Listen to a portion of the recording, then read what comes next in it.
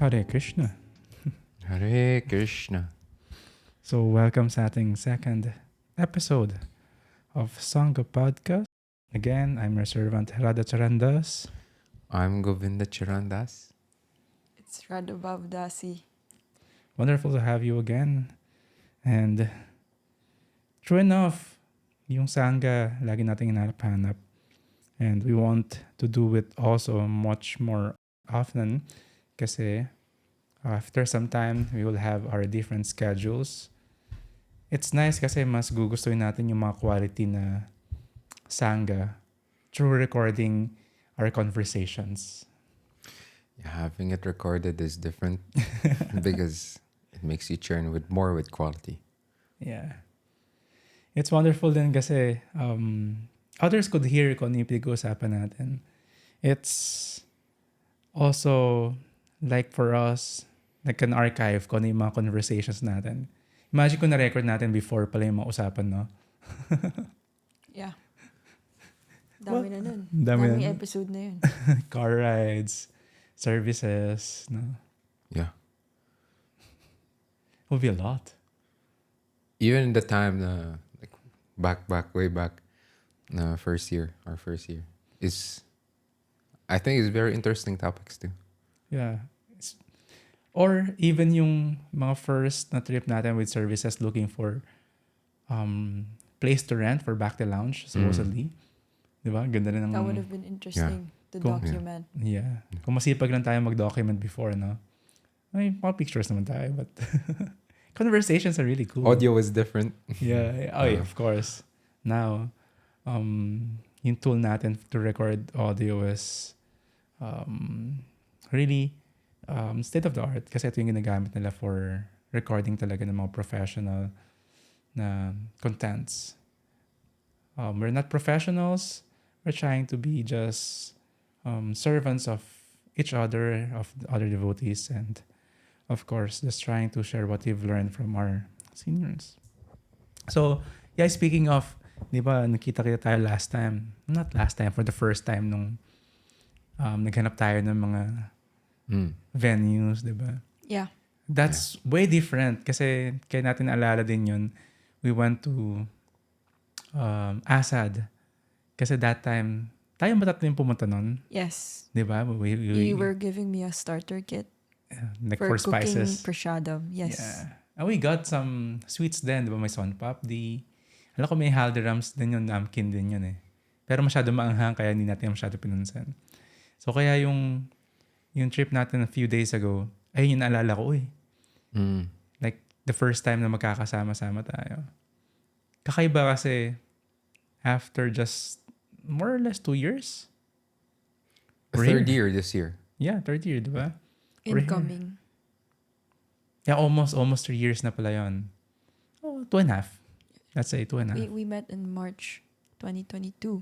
Mm. And now it's More than November 2.5. 2024. So that's wonderful. Ano yung mga nagbago since then? Ano yung mga interest ninyo noon? And ano na yung interest ninyo ngayon sa spiritual life? Well, for me, one is yung my objective. Mm-hmm. Yung objective ko nun was I just wanted to be happy. Now is more deeper. I want to love and be loved. Ganon siya. Mm-hmm. Yeah. Do you feel like you're being loved ba? I do, yeah, because because number one thing in Krishna consciousness is that people give care. Consciousness, diba? Have to be conscious, and when you're conscious, there's always people around you. And malalam siya. How do you give love? Like for a devotee, now the changes are here. It's happening. You're a full-time devotee. Paano yung love na yun? How do you give it? Parang narinig ko yun lagi kay Radhabav, yung attachment style. Mm-hmm. Or yung also from our Bhagavad Gita class na you give love by giving love how the person wants to be loved. Mm-hmm. Not based on your own understanding of how this person wants to be loved. That's nice. That's nice. It's really personal, no? For me, it's like yung change was back then when I wanted to seek spirituality. I thought that I was such a good person for being spiritual, for seeking spirituality, Mm. or that I was getting ahead in life just by being a spiritual seeker. Like I thought that that was it. But then now I realized like being proud of myself for just finding spiritual life is not enough. Like it's a different story to actually take it up and to take it seriously and also take it to heart without really making it based off of my capacity to take it up. Because as we know in this practice of bhakti, it's very important to be sincere. Oh yeah. So if you have an internal motive, even if it's to make yourself a better person, you can still churn that, make that deeper. Instead of seeing it as like I'm a better person, I can only hope that I can be more sincere. I feel like that's one of the changes. Yeah. That's so Actually, nice. it's so related how I understood spirituality then and now. Before I thought, oh, the more that I know, the more that I'm able to actually succeed in material life, then my spirituality means is succeeding. Mm-hmm. But then in Krishna consciousness, you learn the more compassionate you are, the more humble you are, then you can see you're succeeding. That's nice. But how do you improve yourself in terms of sincerity? Because that's really good. Like you're sincere of what you're doing. Alam mo yun, mas fulfilled ka kasi yung ginagawa mo gusto mo eh. Sincere ka dun eh. You're not just doing it because of like yung usapan natin last time. You're doing it secondary kasi may purpose ka. Like yung work and other things. But Yeah. when you're there doing your spiritual service, activities, paano ka magiging sincere doon? Paano mo siya i-develop ba talaga? Hindi ko masasagot yan, Prabhu, ng super specific. But for you, But the first thing that comes to mind is like before, pag magluto ako ng prasadam na vegetarian, tas feeling ko okay siya, okay yung outcome. Siguro like 2 months in the practice, I'd be like, ang galing ko, ito yung ginagawa ko. Like yun yung internal reward system ko pa. Ngayon hindi eh. Parang kailangan mo lang to gawin. Kailangan mo to gawin kasi ito yung service mo kay Krishna. So iba na yung, like sobrang stark nung difference. Yeah. kakaiba yan, no? It's like when I was practicing at the start, it was just like I can do this. I can try to meditate that I'm offering food to Krishna. And then because that's what was told of me. And then if I make an outcome out of that, then that's the result. But now it's like I need to offer food because that's my service to Krishna. Like Yeah. just that mindset has changed. So amongst many other things, I believe, like how I converse with other people. Like before I'd be like, ang galing ko makinig. Like ini-compare ko lang, ang galing ko makinig, ang galing ko sumagot, ganon. Yeah, yeah. Pero now I'm like, Krishna, please help me that in this conversation with this person, I'm able to serve them in a way that's pleasing to them and then also to you. Yung iba na yung, like, ngayon na natanong mo, ngayon ko lang din naisip. So, I'm not trying to flex that this is my mentality now, but I'm just comparing since you Yeah. asked the difference. Yeah. Ang ganda nun kasi we're always looking for spiritual maturity and yung spiritual life nga, rabbit hole siya eh. Kasi pagpunta mo doon, may isang goal, may isang destination, pero going there, minsan iba-ibang path talaga. Huwag ka lang maliligaw na hindi ka pa pala punta doon. So, dapat alam mo yung pupuntahan mo doon pa rin. Tapos, hindi ka rin basta-basta makaka-exit sa spiritual life. Parang masyado ka na maraming alam. Hindi ka na mag-enjoy outside Krishna consciousness. But yeah, as years go by, meron talaga tayong deeper na layers na ina-unfold palagi. Like conversation, yung sabi ni Radhabhav na ito yung before yung enjoyment natin sa conversation, but now ang ganda ng internal prayer niya na with conversing with other devotees, paano niya yung gagawin in center pa rin si Krishna saka in service pa rin sa devotees. That's nice. That's a mature way to see it. Yeah. For me, maganda yung sabi niya, Prabhu, we have a goal, right? And when we go throughout our, try to develop our spiritual life, our sincerity, sometimes we have questions about when we read Srimad Bhagavatam or when we have interactions with devotees. Sometimes our questions or our conversations become hindi siya aligned to that goal. Parang either nagbabranch siya or nawala siya sa landas minsan. But yung pinaka-goal natin is diba, love for God, right? So, if the thing that we're doing or we're trying to converse on or questioning, or if our questions hindi siya nag-lead towards that, then you can know that your goal is actually hindi na yun, iba na yung goal mo. So, yung sincerity mo is ganun na siya lumayo. Lumalayo na siya. Lumalayo. So, yung sincerity is just bringing it back. Diba? Oh, yeah. Being able to catch yourself that you're going sideways, then babalik ka. Yeah. So, ang ganda analogy yun.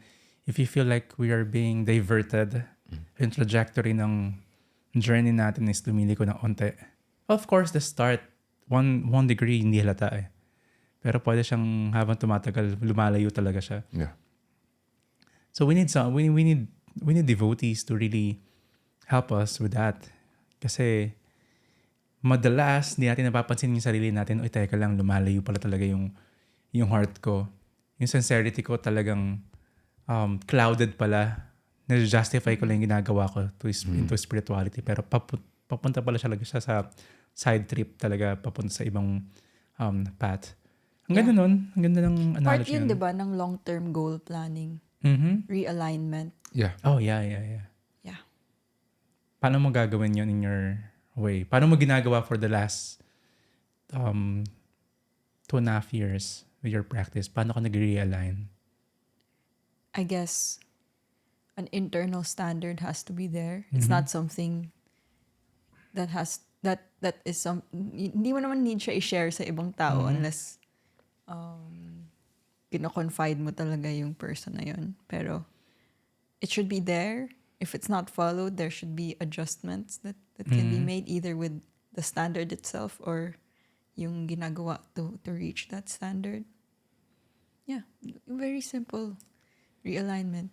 Pero ano yun, depende yun sa tao eh.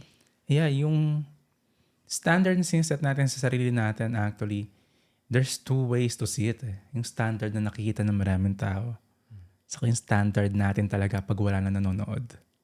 Yeah. Ano yung For me, it's more of natin? the internal standard talaga. That's what's good. Kasi ayun yung dapat ayun dapat yung floor mo eh. Siyempre pag may ibang tao, you have to much more na mag-effort. Like sa sincerity mo, sa standard mo sa practice, standard mo sa sadhana. Ang test na talaga dun pag walang ibang nakatingin eh. Yeah. Na yung walang audience, ano yung gagawin mo? Naka-close yung door, di ba? Walang nanonood sa online, walang devotee sa paligid. Doon talaga yung standard natin. Naalala ko, Prabhu, sinasabi mo yun eh. When? Sa class. Sa class. Tapos yung response ko in my head is like, hindi walang nanonood. Si Krishna palaging nanonood eh. Oh, Wala that's so akong nice. choice. Very Krishna Like conscious yun ah. Yung, for example, yung parang kung magde-desisyon ka, medyo TMI. Like, gagamitin ko ba yung sabon, maghugas ng kamay or hindi? Pero alam ni Lord kung nagsabon ka eh. Kahit walang makakaalam or for you, even for you, like internally, walang difference. May difference eh, kasi gumawa ka ng effort. Yun yung, I feel like that's the thing, you can't, hindi mawawala kay Krishna yun. Alam niya yung iniisip mo. That's very Krishna conscious kasi naisip natin palaging kasama natin si Krishna, which is, that's the truth. That's the truth. So yung standard mo talaga with, yung low standard mo talaga, yung floor mo talaga, angat. Kasi alam mo si Krishna nandyan eh. So iangat mo talaga. And standard din yun. Standard talaga yun. Standard din na iniisip mo na nandyan si Krishna. Of course. Kasi That's may very true. ibang Yeah. instances, personally na-experience ko yun eh. Parang nag-turn off yung brain ko. Hindi ko naiisip na nandyan si Krishna eh. Nangyayari talaga yun sa akin. May instances na gano'n. Oo nga, ang gandang topic no? May mga bagay na mangyayari sa atin na hindi natin maisip si Krishna. Like, pag nag-uusap tayo, may mga ibang papagdaanan din yung mga ibang tao or devotees na teka lang, bakit ito yung nanggawa ng devotees, ito yung nanggawa natin. Hindi ba natin naisip na si Krishna nandyan? O kaya baka arrangement ni Krishna yun? Pero pag nandun ka Which it is. yeah, of course. Lagi. Di ba parang ang ganda lagi ng usapan natin, buti na lang nangyari pala talaga to. Kasi ito yung mas magandang benefit. Actually, mas magandang ang arrangements. Pero, ito yung question. Paano kapag andun ka sa turn off ng brain na pag-isip na si Krishna, ano na dapat mong gawin? For me, dun pumapasok yung internal standard. Oh, yun na yun. Oo. Yeah. Yun na yun. What about you? Na research ko yun Prabhu. Sabi ni Prabhupada, what is the question of being alone? You're never alone. Research ko yun It's because true. the number one, they say number one time where Maya or illusion comes to you is when you're alone. Research ko yun. What do you do when you're alone? Then Prabhupada said, you're never alone. So, pero pag nakalimutan naman si Krishna, for me, it's yung nagpapatulong sa akin to realign is progress check. Okay. How do you do it? Parang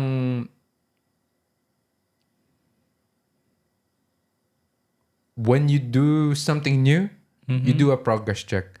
When you're in the middle of doing something, like may parang project ka, you do a progress check.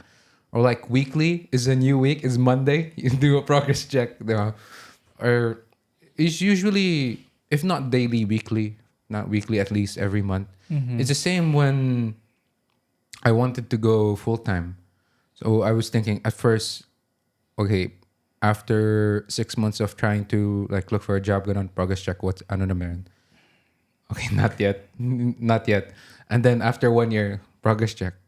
Okay, not yet. And then 1 year and a half, coming to 2, dun na pagka-progress check ko, okay, parang pwede na. Parang pwede na unti-unti na bubuo. Ganun. Galing, no? Kasi the way to really measure yung success is may means ka to measure things. May means ka to measure yung progress mo eh. If wala, parang paano mo tatansyahin nga naman? Yeah. Diba kapag tayo nag-travel tayo, ilang minutes pa papunta doon, ilang minutes pa bago tayo mag-arrive. Yeah. That's also very relatable dun sa yung unang topic natin. Ano yung changes? For me, nung bago ko mag full-time, first time ko sa India, nalaman ko na may changes talaga dun sa practice ko kasi nandun ako. Isa lang yung dasal ko eh. Sabi ko, Krishna, tulungan mo ako paano maging devotee talaga. I've been practicing for more than 10 years that time already. Tapos yung nandun ako sa India, bawat places na pupuntahan ko, di ko alam kung anong dadasal ko eh. Ayun lang yung palaging parang nagiging conclusion ng internal or introspection ko while I'm there. Paano ba ako magiging devotee? Paano ba ako magiging servant talaga? Tapos all throughout that travel, all around India, ayun yung dasal ko. Tapos, well, nag-manifest siya after a year or less than a year. Nag-full-time. Oh, tama, less than a year. Nag-full-time devotee ako para mapag-focus. Pero doon ko na-realize, nga, no, may difference pala yung dati na try ko mag-practice saka yung may, alam mo yun, kaya even drop of sincerity. I believe nanggaling yung sincerity na yun, nahawa ko sa mga devotees din. Kung sino yung mga kasama ko. If I'm gonna measure that, I would say, sa time, kung paano ko manage yung time ko. Kasi mas binigyan ko ng priority yung association. We try to move closer. Or before that, talagang weekly. Parang ginawa niyo weekly, napunta kami talaga dito. Or minsan ako lang mag-isa pag may certain project na nangyari. Mag-shoot ako. Gagawa ko ng paraan. Meron dyan. Yeah. Para makapag-contribute. Di ba? Parang invite ko yung sarili ko para may way para ayun yung maganda sa spiritual life. Pwede mo invite yung sarili mo talaga sa temple. Yeah. Kasi alam mo yun, si Krishna yung pupuntahan mo yung mga devotees eh.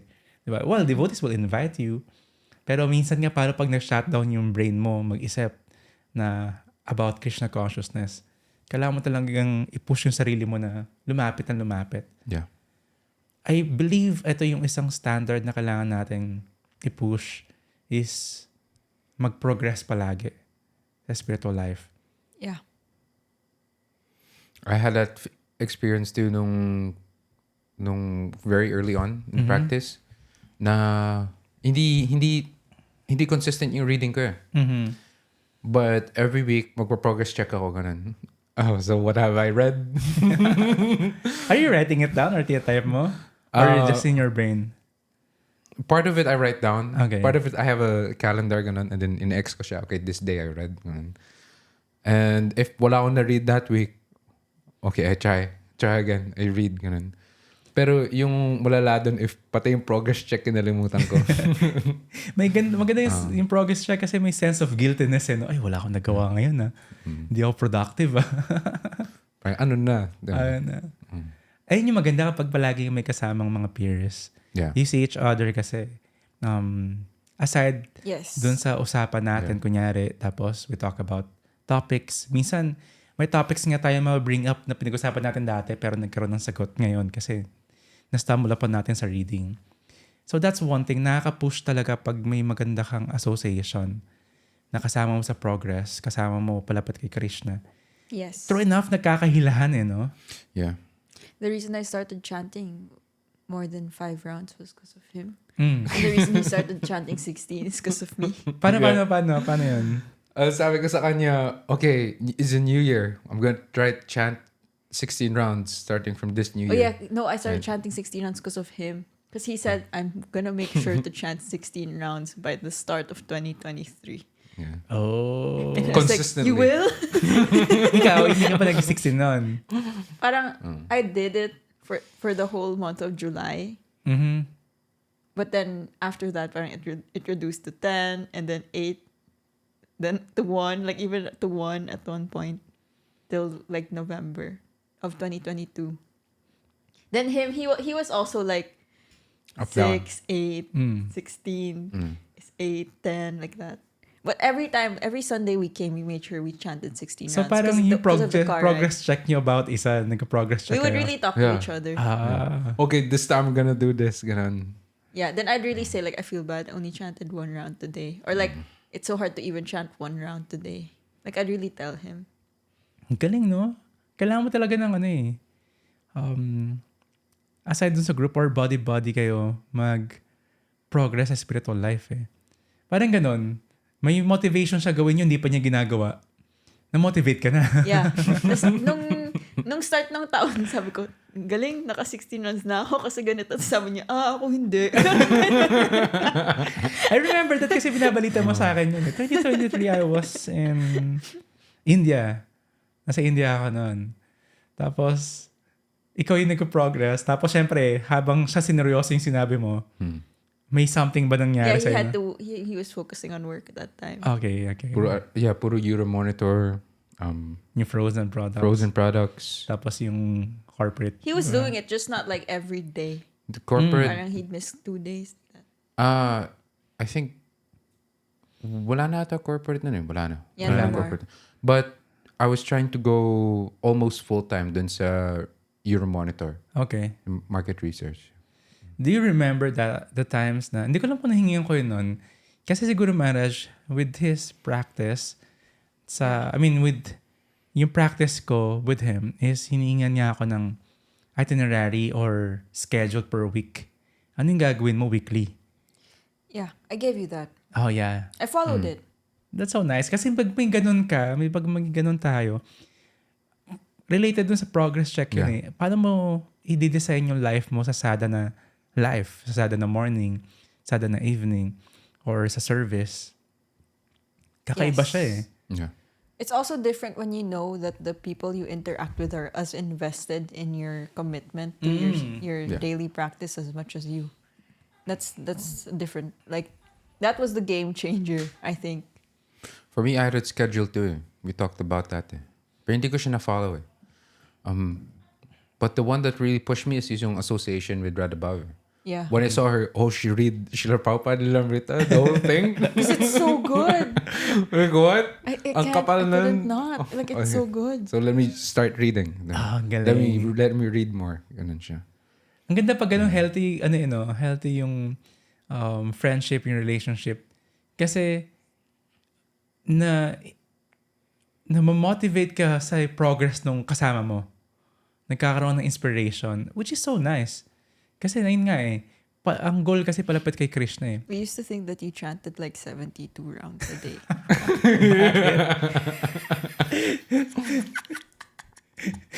At one point, usapan niyo yun. Ilang rounds kayo Yeah. nag-chant ni Radha For sure, he's more than 16 Do today. you think Radhachan Prabhu chants more than 16 rounds? Naisip, yes. When was that? Kung yung nasa India Certainly. ako. Yeah, like on the car rides, on the way here. No, even before. back. Even before. Even before yun nasa India ako. Mm. Sa India, of course, may dagdag yun kasi nagkaparikrama ako palagi.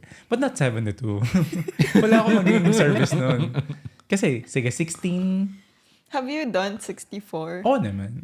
Have you done 64? I've done like 40 plus. That's the max. 64.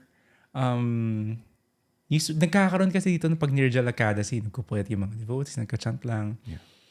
Yung mas bago ako as a full-time devotee, mas regulated yung time ko. Ito yung schedule ko sa base ng altar. Base na sa kay Prabhupada, tapos assist sa altar. Tapos ito yung sa luto. Mas regulated yung time ko. Mas kaya kong parang i-play around yung ganong mga bagay. Uy, ito may space ako. Pwede ako mag 64 rounds. Pwede ako mag-read ng extra. Ngayon kasi mix eh. May regulation ng service at the same time meron mga not regulated, mga spontaneous na mga services. Kaya sa akin, I'll make sure na yung umaga ko is, yung minimum ko, andun na. The rest of the day, kung magagawa ko yung extra, that's good. Pag hindi, solve na ako doon. Like kahit sa exercise dati, nung push-ups na ako sa umaga, whatever happens, nakapag-push-ups na ako ng a few times sa umaga. Kung wala akong magawa the rest of the day na exercise or movements, meron ako a few kilometers na walk or push-ups or whatsoever. So, feeling ko ayun yung adjustment na ginawa ko. Pero 72 rounds, hindi ko alam kung napag 72 na. Parang 64. 64 yung max ko yung mga nagagawa before. Saan yun nakuha yung 72 rounds? Or you just thinking it? Because of the level of advancement or something in ratio to us. like he's how many years ahead? He knows all of this. He's their teacher. We're trying to do 16 rounds. Maybe for sure he can do more. Ganon. Imagine, of course, diba? Yung mga ibang devotees, ganun talaga eh. May na-meet ako sa Mayapur, kung saan yung birthplace ni Lord Chaitanya. Pujari siya doon, brahmachari. Pero talagang everyday siya 64 rounds mag-chant. Ayun yung standard niya. Well, which is the original. 64 rounds. Tapos sinawa ka namin yung kamay niya, titignan namin yung mga kalyo. No. Titignan namin yung beads kung gaano kakinis. Tapos wala, may time pa rin siya. Kung na fit na niya yung buhay niya, na may 64 rounds siya, kasama na yun. Yeah. Tapos, magagawa niya yung services niya. Yeah. Kumbaga, kung in comparison sa ibang tao, pag tinignan tayo, nag-16 rounds, grabe yun eh. Pero tayo is 1.5 hour to 2 hours. Yung 64 rounds, sabihin mo na 6 to 7 hours. Yeah. Pero kaya na nilang gawin lahat ng kaya na nilang gawin doon sa the rest of the day. It would be nice if kaya natin gawin. Galing pag ganun. Diba? It takes dedication and sincerity talaga. Because practically, if you want to do 64 rounds now, you wake up like 2 a.m. You start chanting. Diba? But even for them, they start very early. And then before they sleep, for sure, they're chanting too. Ang maganda doon is, I'm sure kung nag-64 rounds sila, less distraction ng meron sila sa buhay nila. Yeah. Wala silang wala silang entertainment. Scroll time.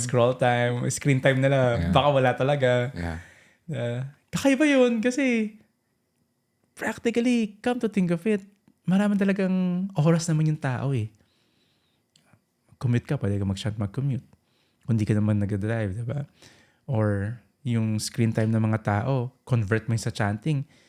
Maraming tao nag-16 rounds. Parang bira ka makakita ng bata or ng tao na age natin na may less than 1 hour screen time. Yeah. Diba? Yeah. Yung chanting, 16 rounds is 1.5. So parang meron talagang perfect analogy na hindi talaga wala kang time. Wala lang tayong dedication para talaga mag-focus sa mantra meditation, sa chanting, or sa spiritual life. Ito yung challenge kasi maraming devotees nagka-chant na. Pero hindi lahat nakapag-practice ng reading. Kasi, I don't know, is it generational again na hindi na reader yung mga tao ngayon?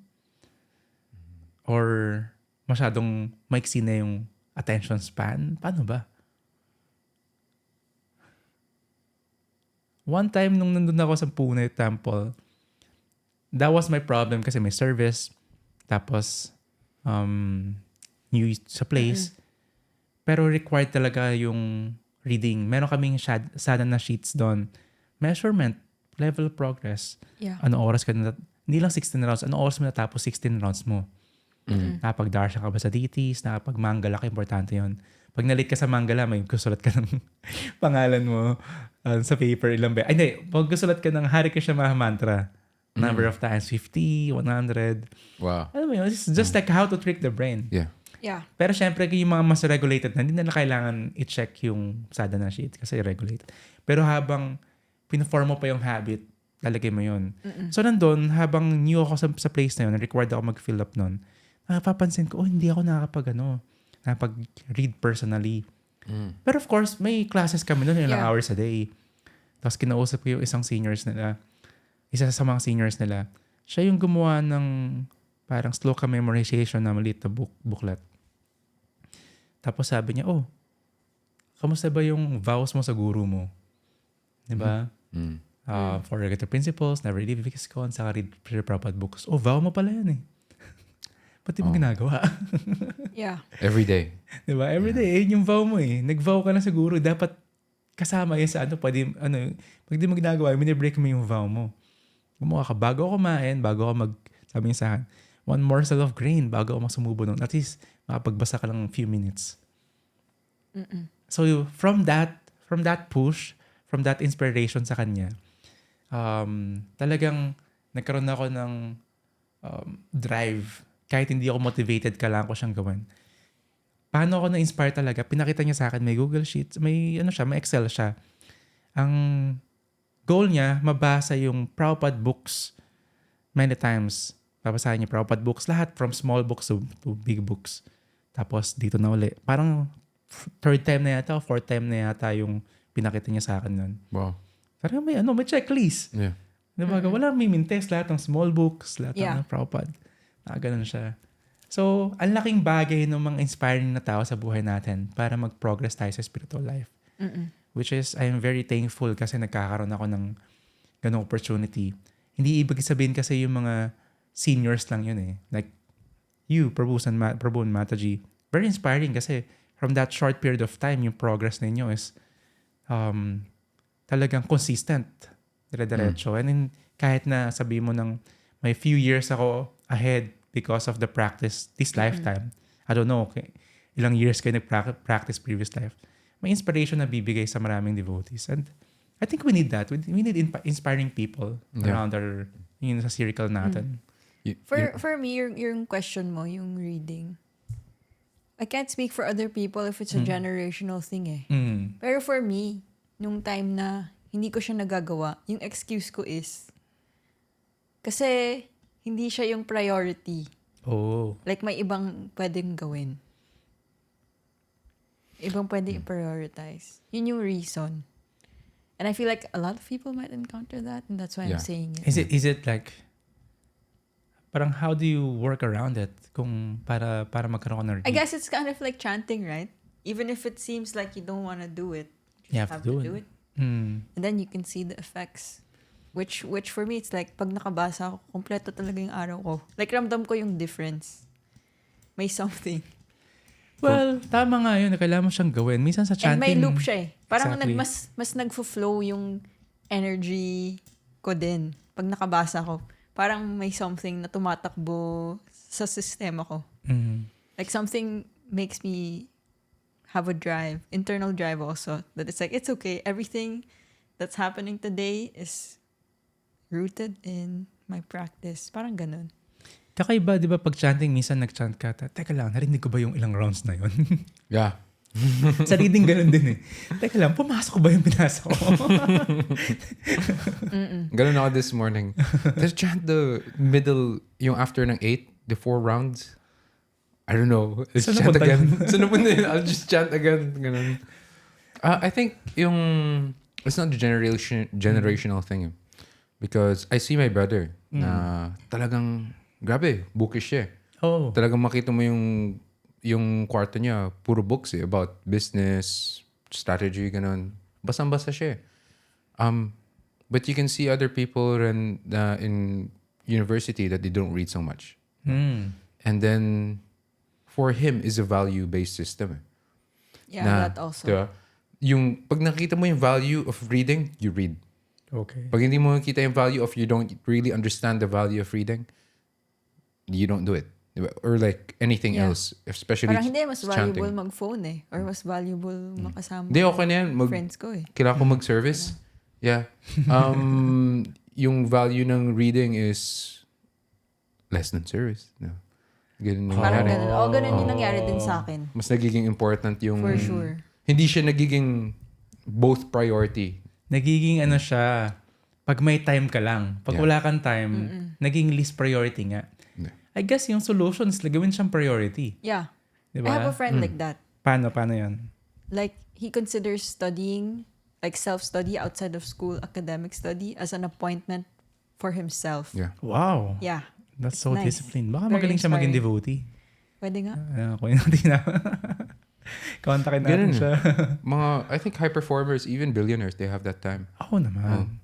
Si Peter, nakita ko na meron siyang meron siyang time talaga na sometimes tinatanong niya sa friends niya or sa akin or kay Pia, so what have you read? Like, out of nowhere. Yeah, may ganun talaga. Mga Ano bookish nabasa people, mo? ganun Ganun. sila eh.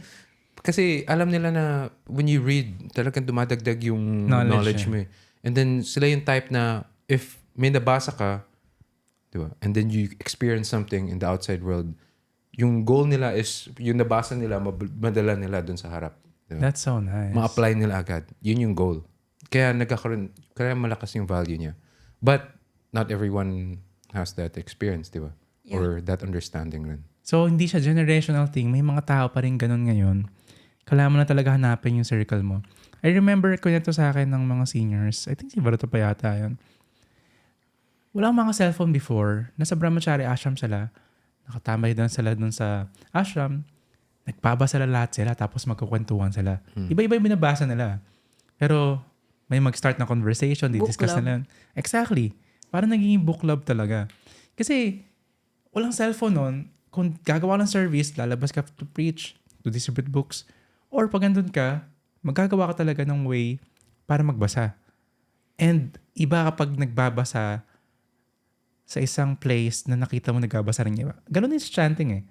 Sometimes you plug your ears para marinig mo yung chanting mo, hindi ka ma-distract. Pero pag nalaman mo nagbabasa rin yun sa paligid mo, ang laking effect. Yeah. Yeah. Pag nagbabasa naman, nag-chant yun sa paligid mo, laking effect. Pag nagbabasa rin sa paligid mo, okay, pag nababasa siya, basa tayo. Yeah. Yun din yung favorite ko na conversation pag sa breakfast sa Prasadam huli. Pag Prasadam, tas Srimad Bhagavatam yung topic or Bhagavad Gita. Parang ang sarap kumain kasabay ng ganun na conversation. That's so nice. I look forward to that. Galing, no? There's one time, our visit in Vrindavan, we were at Yamuna with Janardhan Maharaj and also Mukunda Datta Prabhu, the head pujari of Vrindavan. They were talking about reading. And then Mukunda Datta Prabhu was saying, he was somehow explaining to what he said to another devotee, to Janardhan Maharaj. He was saying na, even me, like, how can you not read? Ganun. Even me, even 5, 10, 15 minutes a day, even on the day of festivals, you have to find time to read talaga. This is the head pujari. And you really know na when you're pujari, your schedule is full. Yes. Diba? And you need time to rest too. But still, they find time to read even 5, 10, 15 minutes diba? Every day. That's very important. Si Prabhupada sabi niya yan eh. If hindi mo bibigyan ng time na mag-aral ka ng Bhagavat, yung service mo magiging routine na lang. So, lalong mas busy tayo, mas kailangan natin mag-chant. Lalong mas busy tayo, mas kailangan natin magbasa. At the same time, habang nangyayari yon simultaneously, mas lumalalim yung meaning sa atin ng service. Yeah. Diba? Otherwise, ayun nga magiging mababaw eh. Makapasukan ng drama, mapasukan ng mental, how to call this, space, kung ano yung pupuntahan ng mind mo. Mamix na yung sincerity natin. Mamix na rin yung bhakti natin with other things. Kasi hindi natin charge yung sarili natin with Yeah. reading. Yeah. For me, if walang reading, what happens is yung mind ko is looking for something else eh. Looking for Okay. answers na hindi siya connected to yun nga, to love of God. Parang looking for answers in parang more social life siya eh. Diba? I think dun umiikot eh, social life, being human interaction. If hindi sa basa yung focus, or if I'm not reading, then the focus becomes there. It's not how do I develop deeper loving relationship with Krishna. Yeah, I also tricked myself Paano? before. Parang imaginein ko lang na yung excitement or yung need ko mag-cellphone. Like, paano kung mas excited pa pala yung effect ng book? Like, and just assuming. Like, I let my mind assume, like, what if you read the Bhagavad Gita today, then the gratification you get from your phone is like 100 times more. But because you chose your phone because it's more convenient, you don't have to chant invocation, you don't have to put yourself in a meditative mood. Like what if you chose the higher option? And then that's how I tricked myself before. Galing, no? And it's really, may difference siya. Like personally, Yeah. naramdaman ko yung difference. Parang mas masarap talaga magbasa. I had a similar thing eh. Na I used to like watch a lot of anime, ganon, movies, series. I was thinking, yung story sa Bhagavatam is much better than that. Oh, of A million course. times better. At especially pag natapos mo siya, di ba? Parang super satisfied ka Yeah. na. More than that. And many devotees say that, right? Like whenever they read, they feel like there's some reciprocation with Srila Prabhupada or even Krishna just from what they read, what's happening with their life, or what they read and then what happens in their life. There's really some connection formed there. I mean, we all know it's like the book's non-different from Yeah, Krishna. and eternally it's happening also. Yeah, but there's something. Kaya tuntua ako sa Kindle eh. So, meron ako Kindle na it's been like 6 years na. So, pag nakita mo yung cover niya, talagang sira-sira na siya. Pero ang dami ko ng libro na basa dito. And maganda dyan is, while traveling, meron akong access, may portal ako sa, sa real world, kung ano nangyayari. And hindi lang isang channel. Kasi pag may isang buka, isang channel lang yung makikita mo eh. Pwede ka, parang may cable ka. Kasi ang daming libro dyan eh. Di ba? Yeah. Oh, ang dami. Hundreds of them. Okay, medyo gusto The ko ng variety. Ramlila. O gusto ko ng Mahabharat. Punta mo na ako sa medyo latest nangyari nung Prabhupada time. Madami kang content creator na pina-follow. Oo, di ba? Ang galing. Na-subscribe sa YouTube channel. Oo. Pero hindi siya, hindi siya parang, hindi mo feel na matagal yung libro na yon. Yeah. Very relevant siya palagi. Very relevant Yeah. siya palagi. So I guess, that's the power of scriptures eh. Aside dun sa nakaka-connect ka talaga sa spiritual life, sa spiritual world, and sa mga devotees, nagkakaroon ka talaga ng ibang consciousness. True enough, chanting is there. Talagang bibigyan ka talaga ng, may essence ng lahat eh. Yeah. Essence din ng books eh. Pero kung wala pa tayo dun sa deep meditation, kailangan talaga natin magbasa. Paano maintindihan natin yung nangyayari sa mundo natin, sa buhay natin, sa spiritual life natin. I guess that's one progress na gusto natin puntahan. Kung ano yung mga binabasa natin, ano yung understanding natin. Like she mentioned, every Kartik, you're trying to read Bhagavad Gita. Yeah. And, kamusta yun? Siyempre, binabasa mo yung same book eh. Kamusta yun from this year, from last year, and from the other It's year? the same. It's the same book, but of course... It's the same feeling. Oh, okay. It feels very right. I don't know if you guys feel this when you read Bhagavad Gita or any scripture. Yeah. It just feels right. Like, because there's something, it feeds the soul. So even if, let's say, hindi ko naman fully masasabi na intindihan ko na siya ngayon eh, kahit na 4th time ko na siyang basahin. Pero may something siyang na-impart sa akin about myself, Mhm. Krishna, my eternal nature, all the time. It reminds me who I am, in a way, spirit soul.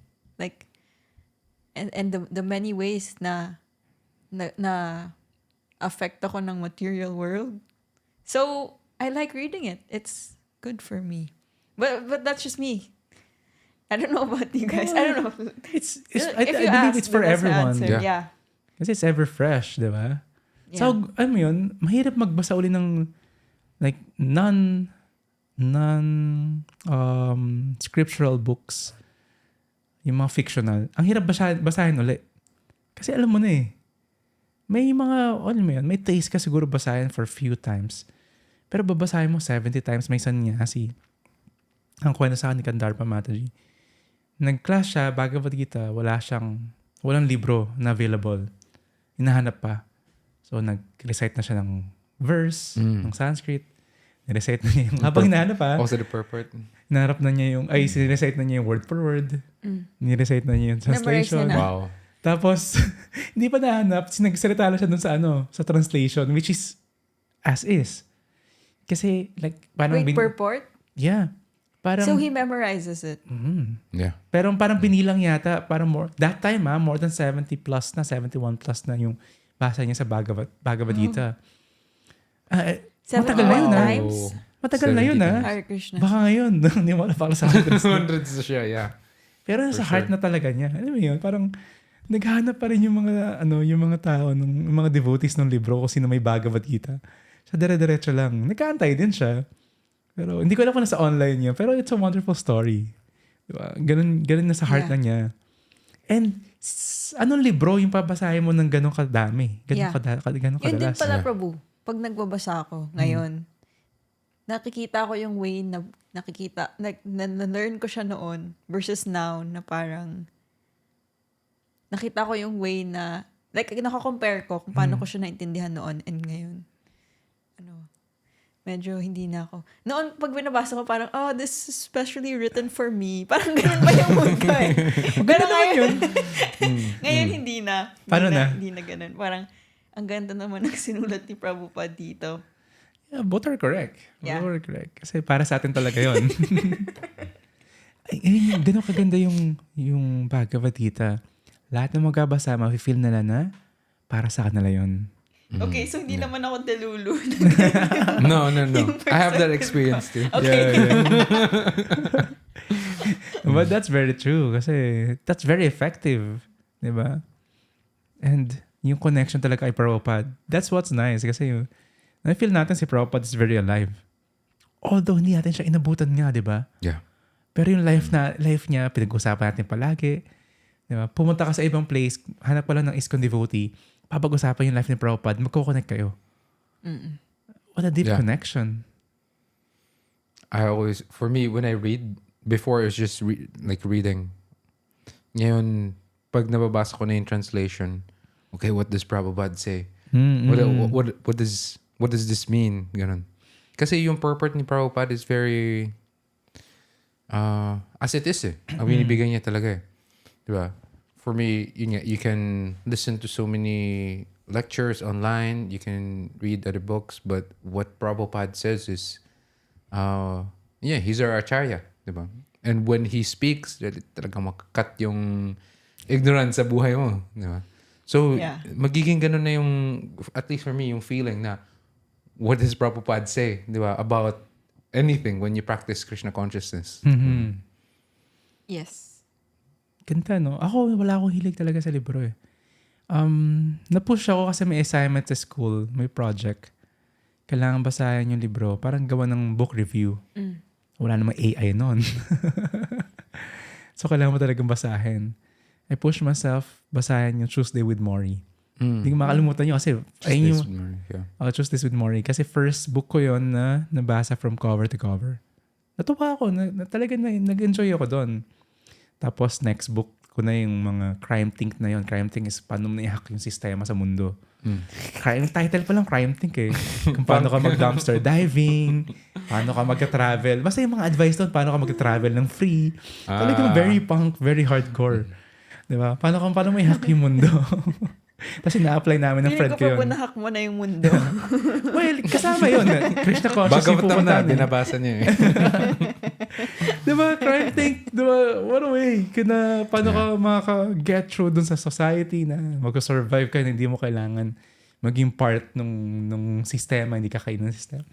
So, ayun yung second ko na libro.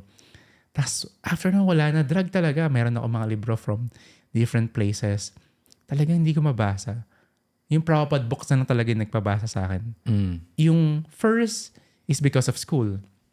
Second is gusto ko kasi yun dahil sa passion ko sa underground, sa subculture. Tapos, the rest, fiction, life ng mga, meron pa akong mga libro dati ni Jimi Hendrix. Wala yun talagang display lang siya. Hindi ko siya mabigyan ng effort basahin. Diba? Tapos yung nagkaroon ng Prabhupada books, hindi madali, of course, kasi philosophy. Tapos, deep na yung mga jargons. Pero dahil sa devotees nga, mas na-push ako basahin. May mga favorite ako nun, yung mga mas recent. Pag nahihirapan ako sa mga Bhagavatam, Bhagavad Gita, nahihirapan ako sa Prabhupada books, babasahin ko yung mga like, libro ni Indradumna Maharaj. Yung mga recent, may mga stories siya nun, nag-preach siya, nag-sangkita siya sa war. Wow. Di ba parang may mga hukay sila palagi para doon sila may nag-distribute ng prasadam. So may mga devotee na nag-uusap doon na exciting. Naririnig ko, uy, gusto ko rin yan. Tapos, i-print lang namin yung from the website, papasahin na namin. So doon ako na-push talaga. One way or the other, para may gate. Ang tawag doon, may gateway para mapunta ka sa into reading talaga eh. Hanapin mo lang yun. Parang di ba may gateway to drugs. Kung ano yung take mo, like sometimes alcohol or What is the smoking. gateway? Ano yung gateway mo papunta doon? Diba? For me, I think it's parang hindi ako makabasa noon. Bhagavad Gita lang. Tapos yung Prabhupada Lilamrita, dun pinakita kung paano ni Prabhupada sinulat yung Srimad Bhagavatam. Okay. Tapos dun ako na-convince na hindi kailangan ko basahin to.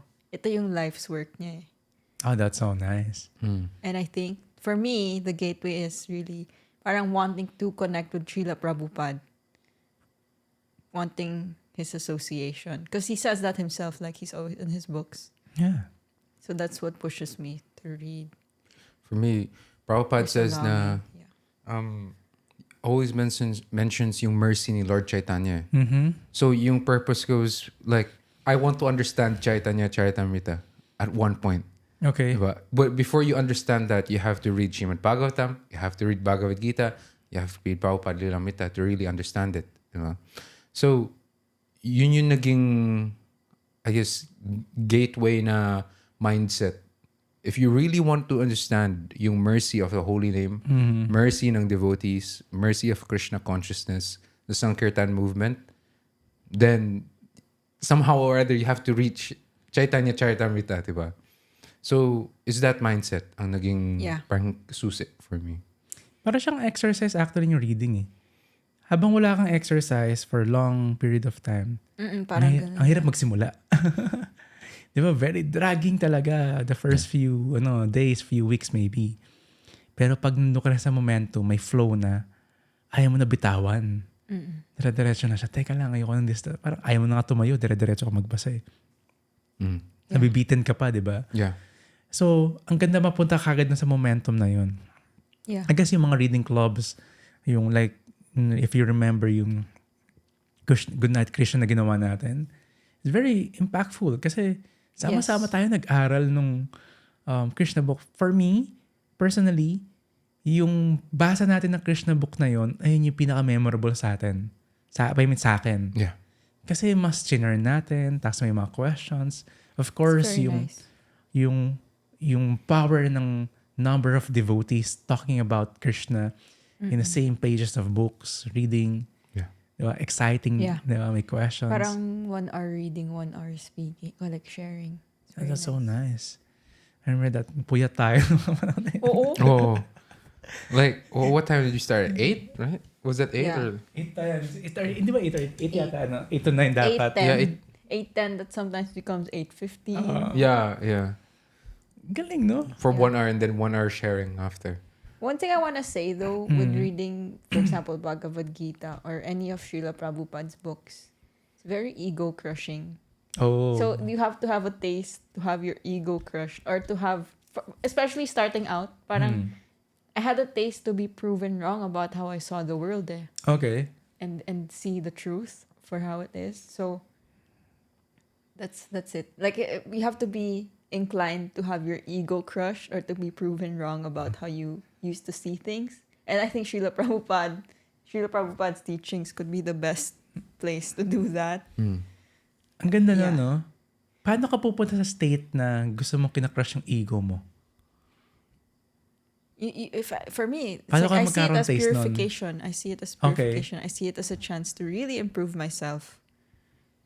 May taste and may knowledge ka na bakit mo kailangan mangyari yun. Ba't kailangan makrush yung ego mo? For me, it's coming from yung pagka-read ko, part yung pagka-crush ng ego, also part yung I want to know the truth. Mm-hmm. Diba? Ano yung katotohanan sa mundong to? For me, when you really want to know the truth, then, and you have a taste to know the truth, then makakrush yung ego mo. Magkakaroon ka ng taste to crush. For your ego to be So crushed. many hard diba? truths in the Bhagavad Gita. Diba? Di ba? Reality check talaga, It is no? lost only Arjuna that Diba? covers the living Yeah. entity. Like that. And I'm like, whoa! Like the first time I was like, whoa! Di ba may 3 layers pa? Placenta? May anatomy bigla, no? Pero yung conclusion kasi nun, ego check natin, hanapin natin yung truth. We're trying to remember how to love Krishna eh. Kasi we love Krishna. Dormant nga yung love na yun sa heart natin. Pero gusto natin siya makilala lalo. Like sabi ko sa Krishna book, talaga nakilala natin si Krishna noon. In a way, kung paano tayo binigyan ni Prabhupada ng access para makilala si Krishna. Yeah. Kung wala yung purpose ni Prabhupada, paano niya sinabi yun, paano niya kinuwento yun, iba yung baka nga walang chance eh. Yeah. By the mercy lang talaga ng pure devotee para tayo magkaroon ng sneak peek sa life ni Krishna. But at the same time, learning yung Bhagavad Gita, learning yung Srimad Bhagavatam, pastimes on devotees or incarnation ni Krishna. Lahat yung papunta para mas makilala natin si Krishna. Lahat yung papunta para mas maging love natin si Krishna. At the same time, magkaroon tayo ng taste saka ng love nga sa chanting. Ultimately, ano pa rin yung goal eh? To love Krishna. Kung paano talaga natin magiging